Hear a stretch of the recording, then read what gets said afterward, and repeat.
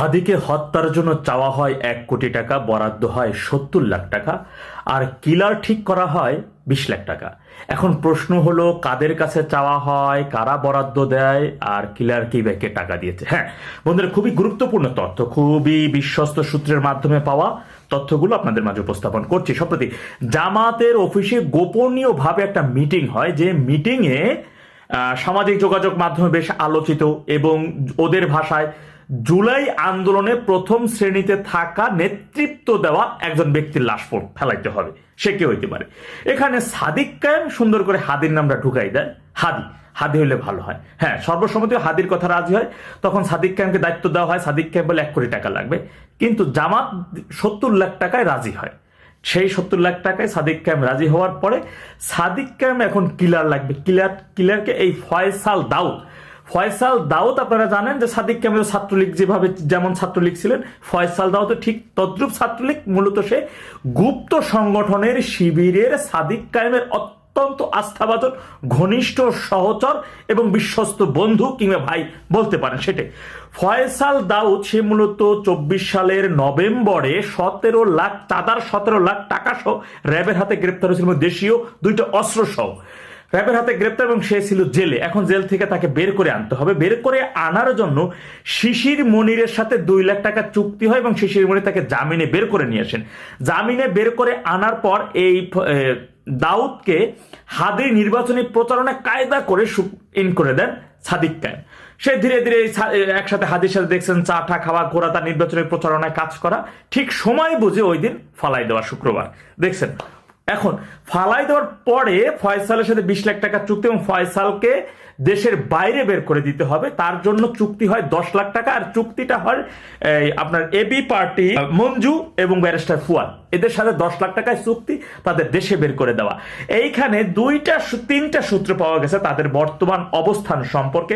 কেউ কেউ বলছে তাদেরকে, মানে ওই সূত্রটাই বলছে, সে শিওর না, সে মূলত 3টা সূত্র এখানে পাইছে, কিন্তু এই বিষয়ে সে নিশ্চিত বলতে পারে নাই। 3টা সূত্র কেউ বলছে সারা ভারতের দিকে আছে, আবার তিনি বলতেছেন পাকিস্তানের করাচিতে আছেন, আবার না দেশেও থাকতে পারেন, বিশেষ করে ব্যারিস্টার ফুয়াদের তত্ত্বাবধানে আছেন যেখানে থাকুক। এখন প্রশ্ন হচ্ছে আপনাদের, জামাত কেন হাদিকে হত্যা করতে চাইবে, মানে আর সাদিক কায়েমি কেন হাদির নামটা প্রস্তাব করলো? আসলে জামাত চাচ্ছে, আপনারা জানেন যে নির্বাচনের তফসিলের আগে জামাত কিন্তু সর্বপ্রথম স্থানীয় সরকার নির্বাচনের জন্য তোড়জোড় শুরু করছিল। আর মানে এটা হচ্ছে জাতীয় নির্বাচনকে পিছনে ফেলানোর জন্য। এবার পরবর্তীতে আবার তারা বলছিল না, আগে গণভোট হইতে হবে, দেশ চলবে জুলাই সনদের মাধ্যমে, এবং জুলাই সনদ অনুযায়ী পরবর্তী নির্বাচন। এরপর বলছিল না, আগে সংস্কার হইতে হবে। এরপরে তারা কোনোভাবেই কিন্তু জাতীয় নির্বাচনটা তাড়াতাড়ি করে হোক এটা চায় না। ডেভিল ইনুসও কিন্তু নির্বাচন চায় না, আর জামাতও নির্বাচন চায় না। সেই কারণে তাদের দরকার এই হাদির লাশ। আর হাদির নামটা প্রস্তাব করে মূলত সাদিক কায়েম প্রস্তাব করার দুইটা লাভ তার এখানে। সাদিক কায়েমের সম্প্রতি সময় যে একটা মেয়ে ফাতেমা তাসনিম জুমা, সেই জুমা হচ্ছে আগে সাদিক কায়েমের বিছানা ঠিক করে দিত, আর বর্তমানে সে হাদির বিছানা ঠিক করে দেয়। এই কারণে মূলত সাদিক কায়েম আর হাদির মধ্যে একটা দূরত্ব আছে। আর অন্যদিকে হাদিকে যদি এই সুযোগে যদি ফালাই দেওয়া যায় ভাবে, তাহলে তার জন্য দোষারোপ আসবে বিএনপির উপরে, আর বিএনপির উপর দোষারোপ প্রথম আসামি হবেন আব্বাস, আর আব্বাস আসামি হইলে, মানে বিএনপির আব্বাস সাহেব আসামি হইলে সাদিক কায়েমের, সেখানে কিন্তু সাদিক কায়েম 8-এর সম্ভাব্য জামাতের প্রার্থী ছিল, তার এমপি হওয়ার জন্য আর কোনো বাধা রইল না। এবং সেই কারণেই কিন্তু জানেন হাদিকে গুলির পরবর্তী তার হাসপাতালে নিয়ে যাওয়ার ট্রিটমেন্ট এগুলো না দেখেই তড়িঘড়ি করে পলাতক ইউটিউবার ইলিয়াস ফেসবুকে আব্বাস কি চান্দাবাসকে প্রতিরোধ করতে হবে হাসপাতালে এমন স্ট্যাটাস দিলেন। অন্যদিকে সাদিক কায়েম তড়িঘড়ি করে আব্বাস সাহেবকে, বিএনপিকে টার্গেট করে অভ্যুত্থানের ডাক দিলেন, আন্দোলনের ডাক দিলেন, কিন্তু সাথে সাথে কিন্তু তড়িঘড়ি করে। এটা সেই সূত্রটাই এটা। হ্যাঁ, তখন পরবর্তীতে কিন্তু তারা দেখলো যে বিএনপি শক্ত অবস্থানে, সেটা আর পারলো না। তখন এই বিএনপি সাথে না পাইলে তারা আওয়ামী লীগের উপর দোষটা, কারণ এখন তো একটা সুযোগ আছে যে যত রকম করে না কেন আওয়ামী লীগের উপর দোষ তারা করছে। এটা বিষয়টা এমন।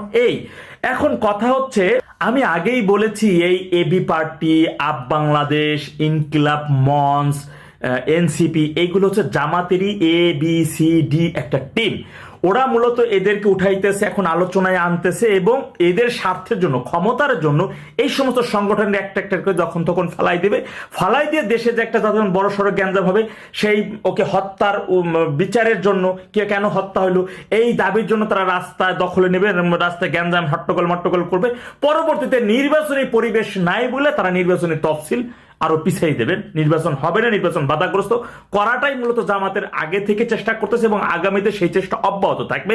তারা মূলত জামাত এবং ডেভিল ইউনূস নিজেও কোনোভাবে নির্বাচন চাচ্ছে না, মূলত বিদেশের চাপ এবং দেশে থাকা বিএনপির চাপের কারণে এই নির্বাচন দিতে বাধ্য হচ্ছে ডেভিল ইউনূস। এখন সেই নির্বাচনকে কিভাবে বাধাগ্রস্ত করা যায় সেই সর্বশক্তি নিয়েই মূলত জামাত চেষ্টা করতেছে। আপনারা জানেন জামাতের অনেক নেতাই বলছে যে সুযোগ আসছে, এমনি না পারলে জোর করে ক্ষমতা নাও। আবার বলতেছে 54 বছরের প্রতিশোধের সুযোগ আসছে, সেটা ওদের নিতে হবে।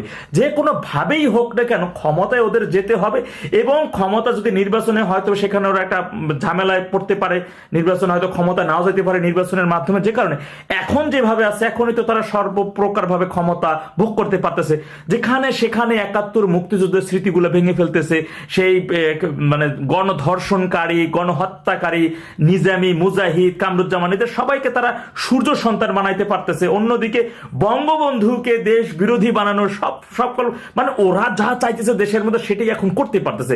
নির্বাচন আসলে হয়তো এমনটা হইতে নাও পারে, তারা বিপদের মধ্যে পড়তে পারে। এই কারণে আগামীতেও ওরা আরো অনেক লাশ এই ABCD টিম থেকে ফালাইয়ে দেশে কিভাবে নির্বাচনকে বাধাগ্রস্ত করা যায় এবং তার দায় বিএনপি আর আওয়ামী লীগের উপরে দিয়ে দেশের মধ্যে একটা অরাজকতা সৃষ্টি কিভাবে করা যায় তার সর্বপ্রকার ভাবে তাদের মধ্যে এমনটা চলছে আলোচনা।